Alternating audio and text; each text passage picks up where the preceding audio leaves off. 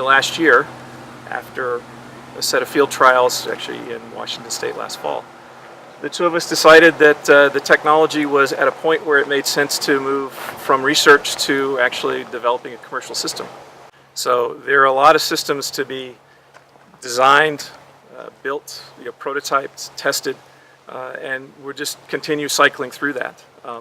So going from the technology concept that can accomplish the task that previously was not possible to a commercial system involves just a lot of hard work, a lot of detailed engineering, and a lot of testing. There's really no substitute for getting in orchards and kind of actually work in the field. So every time there's a harvest, we'll be somewhere in the world where we can take advantage of that harvest. So we plan to continue to alternate between the northern hemisphere and the southern hemisphere as we kind of cycle through development. Robotic systems have a number of facets to them. One of them is the perception system, the ability to see apples in this case from leaves and trunks and twigs and isolate them as individual apples and localize where they're at in the canopy. So that's the perception side, and then there's the manipulation side. Part of it is getting it off of the tree.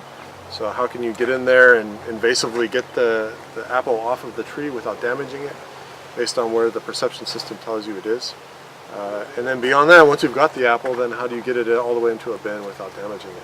So those are sort of the main areas where we've done some innovative work and what we think has made the difference between being able to do it and not.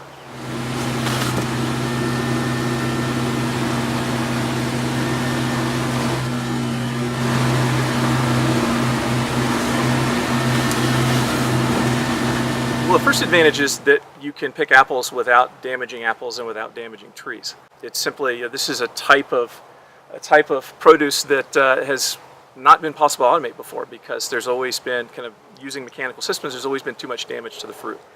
We're using vacuum in a unique way to get apples off of trees, and then make sure that as we harvest it and get it into a bin, that it comes through unscathed.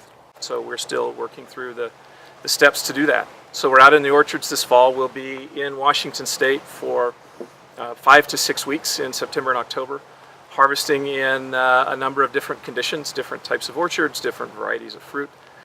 Our goal is to have a commercial system ready within the next 2 years.